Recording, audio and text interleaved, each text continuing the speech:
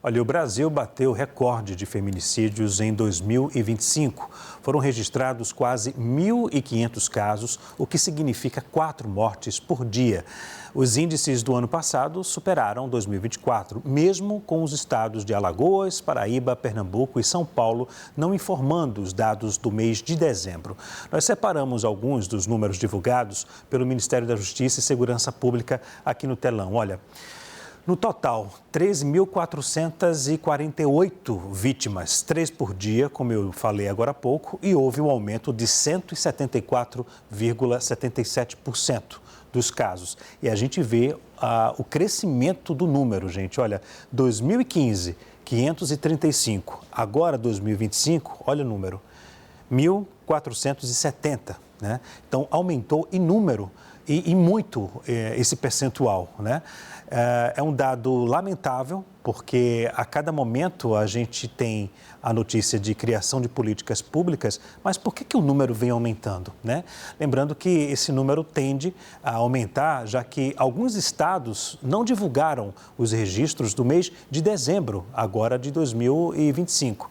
Enquanto 15 estados tiveram crescimento nos casos de feminicídio entre 2024 e 2025, e outros 11 estados registraram uma certa redução. Ao somarmos os números entre 2015 e 2025, São Paulo, Minas Gerais, Rio Grande do Sul, Bahia e Rio de Janeiro são os estados onde mais matam mulheres. Aqui a gente vê no telão, olha, os números. Bahia, 892 casos, Minas Gerais, 1.641, São Paulo, 1.774, Rio de Janeiro, 824 e Rio Grande do Sul, com 1.019 casos. Lembrando, ainda faltam números de vários estados para a gente poder ter uma radiografia, né, um cenário concreto, né, da realidade do nosso país. Mas esses números aqui já deixam a gente muito preocupado, né, porque são números altos, além do crescimento. Para falar desse assunto, nós conversamos agora com Mário Sarrobo, secretário nacional de Segurança Pública, a quem eu agradeço pela disponibilidade ao falar com a gente aqui do SBT News. Muito boa noite, secretário. Boa noite a você, boa noite aos telespectadores do SBT News. Grande prazer. Prazer todo nosso. Secretário, por que os casos de feminicídios triplicaram nos últimos 10 anos, hein? Olha, na verdade, nós temos que olhar para vários fatores. São vários os fatores que fazem com que tenhamos que lidar com esses números absolutamente fora de propósito e extravagantes. Primeiro, a histórica desigualdade de gênero que tem no Brasil. Por mais que nós tenhamos avançado na legislação, por mais que tenhamos avançado nos costumes, há de fato uma histórica desigualdade de gênero no Brasil, que foi acentuada por uma onda conservadora dos últimos anos, e também uma outra questão. O que era antes uma agressão dentro de casa, ela se transforma no feminicídio também por conta do aumento da circulação das armas de fogo, que nós vimos também recentemente no Brasil.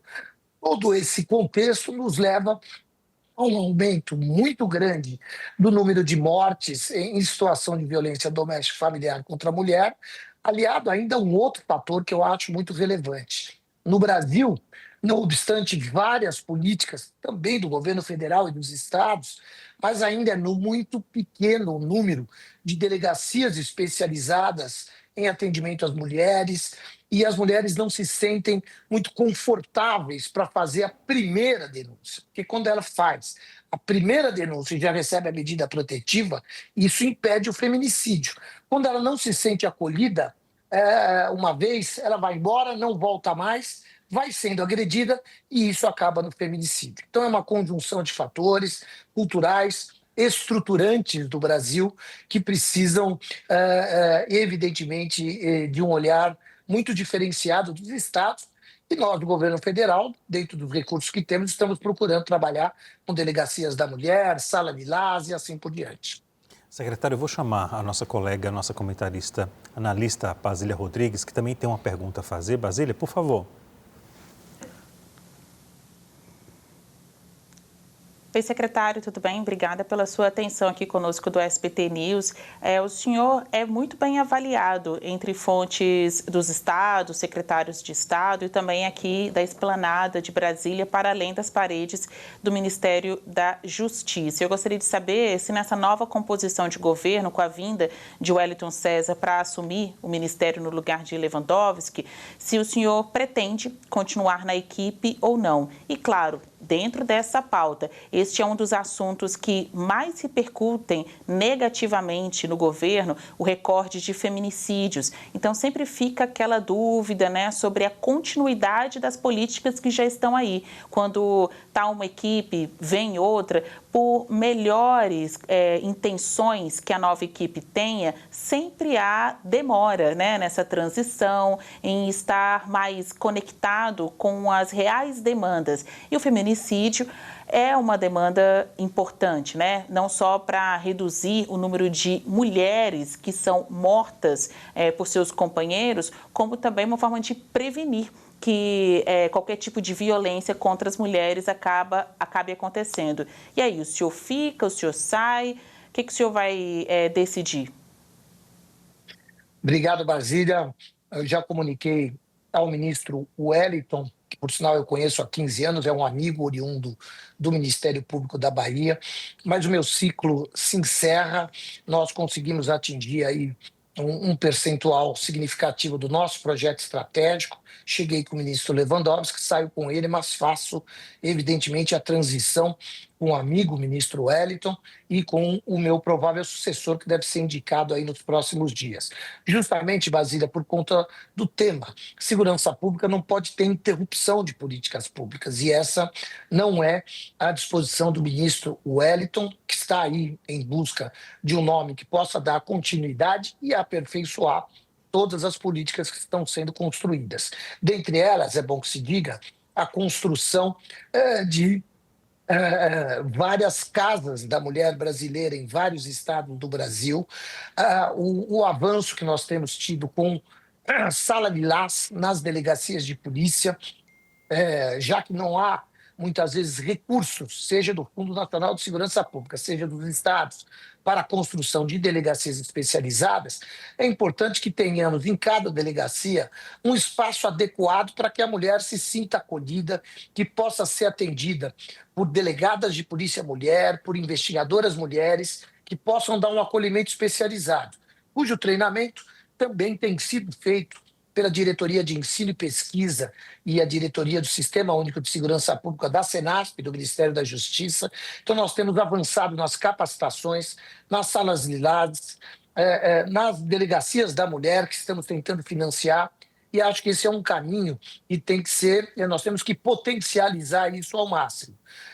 Até porque, por mais que tenhamos legislação, por mais que estejamos trabalhando com essas políticas públicas, os números são alarmantes. É interessante que hoje eu iniciei o dia e o primeiro índice que eu vi, Basília, foi que diminuiu de 2024 para 2025 11% o número de homicídios, as mortes letais intencionais. Claro, sem o recorte ainda do feminicídio. Quando veio o feminicídio, aquele entusiasmo que a gente mostra por ver o resultado da política pública, mostra o quanto ainda temos que fazer juntos, agindo com integração com os estados, com o governo federal, para melhorar essa situação no país. Temos que quebrar essa cultura de desigualdade de gênero que ainda existe no Brasil.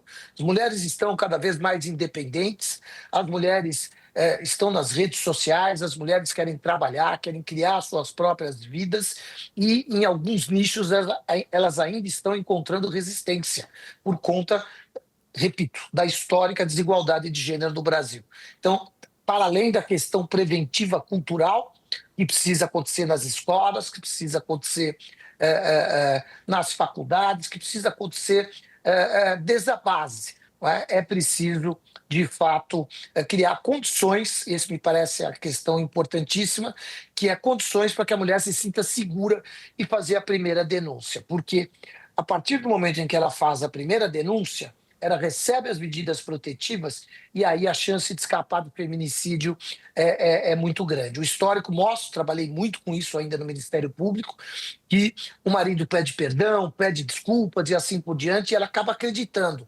E as mulheres precisam saber que não tem perdão para aquele que dá o primeiro tapa. Ela não pode mais ficar em casa, ela tem que tomar providências e tem que procurar a autoridade policial. E uma vez que ela procure a autoridade policial, ela precisa ser bem recebida.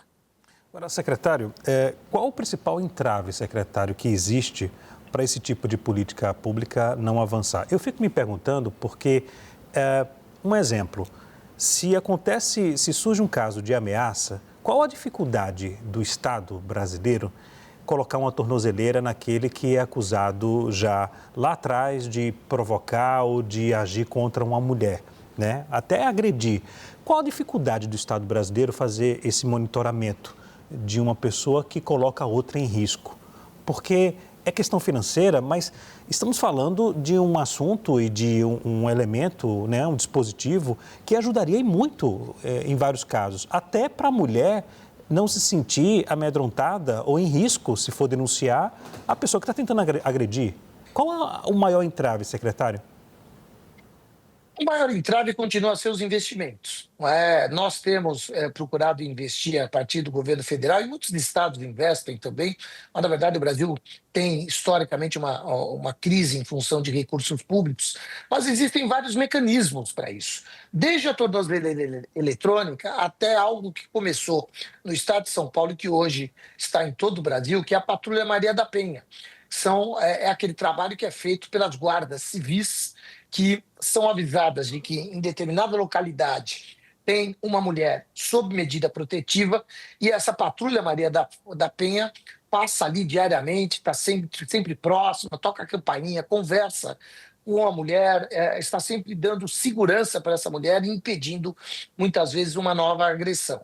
São investimentos. Na verdade, nós precisamos de recursos, precisamos de aqui, aproveito, é importante que o Fundo Nacional de Segurança Pública possa ser mais abastecido em termos de recursos, para que a gente possa capilarizar esses recursos em todo o Brasil, dentro dos programas, repito, Maria da Penha, Sala Lilás, nas capacitações e tantos outros programas, como, por exemplo, a Operação Chamar, que a gente consegue fazer por um ano, uma vez ou duas por ano no máximo, que é uma operação grande de prevenção, de diálogo com a comunidade e de cumprimento de mandados de prisão por caso de feminicídio e violência contra a mulher. Precisamos avançar. Os números são alarmantes e, evidentemente, nem o presidente Lula, nem nós do governo federal estamos satisfeitos com esses números e vamos trabalhar bastante. Basília? Secretário, a possível divisão das pastas, né, entre segurança pública e justiça poderia ser um fator para melhorar essa questão da distribuição dos recursos? Do jeito que está hoje, o governo não tende a desmembrar, mas é sempre cobrado a isso. É como se ter um ministério exclusivo para a segurança pública fosse um sinal enfático, para além de simbólico, de resolver os problemas da segurança pública. O senhor, como secretário nacional de segurança pública, acha que o melhor seja a divisão mesmo da pasta entre justiça e segurança pública, 2 ministérios? E outra coisa também, o crime organizado, só para não perder aqui a oportunidade de falar com o senhor sobre este outro assunto ácido. O senhor participou de várias propostas legislativas de combate ao crime organizado, foram aí para o Congresso Nacional. Tem novidade? Olha, primeiro, Basília, obrigado pela pergunta. Eu sou favorável à criação do Ministério da Segurança Pública.